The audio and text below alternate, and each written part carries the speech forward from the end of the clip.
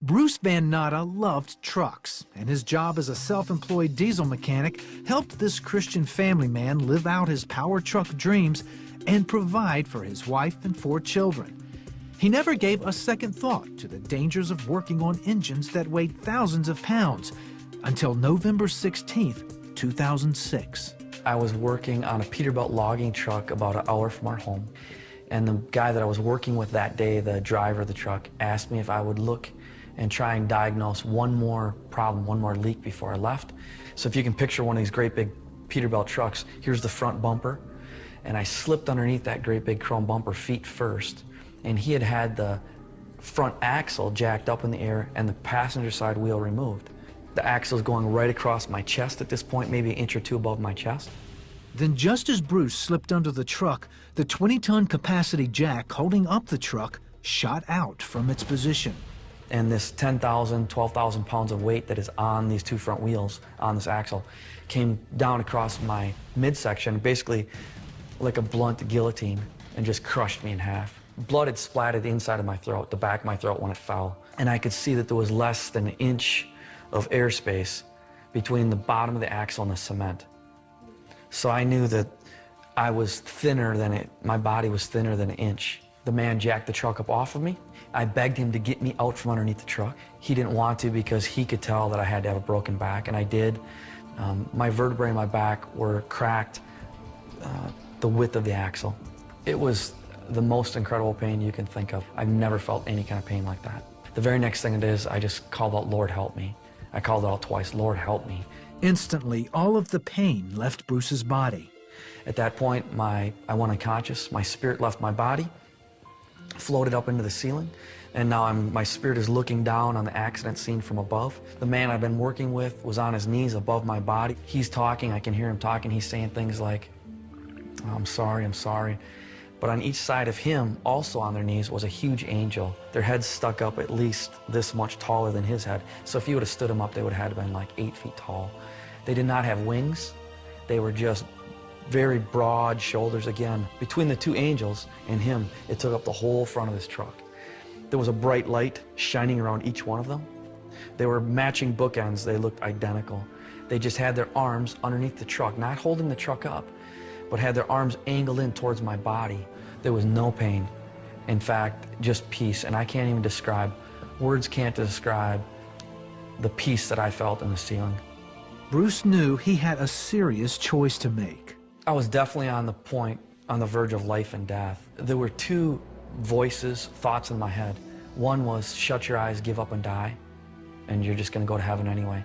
It was very loud. There was another voice in my head, thought, much quieter, more of a whisper, and that one said, if you want to live, you're going to have to fight, and it's going to be a hard fight. And next thing I knew, my spirit went back down into my body like that, just like a shot.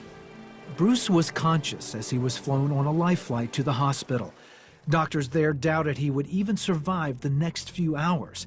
His ribs were broken, his pancreas and spleen crushed, and several major arteries had been severed. I had 5 places that major arteries were completely severed. I found out from doctors that there was a medical study done in 2001. According to that study by the University of Southern California, they've used my case and compared it against that study. And according to that, they can't find anyone else in the world that's ever lived with 5 major arteries being severed. So I should have bled to death in just a few minutes. So my thought is the angels were there to somehow hold me together. Bruce stayed in the hospital for over 2 months and survived 5 major surgeries. Yet he had overwhelming obstacles to overcome. Almost 75% of his small intestines were crushed in the accident and had to be removed. Adult has 18 to 20 some feet of small intestine, they say, roughly. Somebody came in and told us they didn't expect me to live much more than a year. I'm going to starve to death. I was losing weight very rapidly. They're feeding me intravenously. Bruce's once 180-pound frame dropped to 126 pounds. But Bruce's family was praying and his community rallied around him. Then Bruce received an unexpected visitor in his hospital room one day. The Lord woke up a man in New York 2 days in a row, someone that I met one time on vacation. And he came and prayed for me in the hospital, put his palm on my forehead, and when he prayed, he prayed the way Jesus taught us to pray, and he spoke to the mountain, in this case my intestine, and he said, small intestine, I command you to supernaturally grow back in length in the name of Jesus Christ. And when he did, it felt like 220 volts came out of his palm into my forehead, right into my body, and I could feel my intestines moving around and going up and down. After a long 9 months of surgeries and hospital stays, Bruce was eventually able to feed himself, and he gained weight, all the way up to 170 pounds. When he returned for testing, radiology reports and doctors confirmed that he had almost 9 feet of small intestine. His intestines had doubled in length. When they test me, they say that the intestines that the Lord gave me back work twice as good as normal. Even though I don't have my full amount, he gave me several feet back. Even though it's half as much, they absorb the vitamins, the minerals, the nutrients that I eat into my body normally.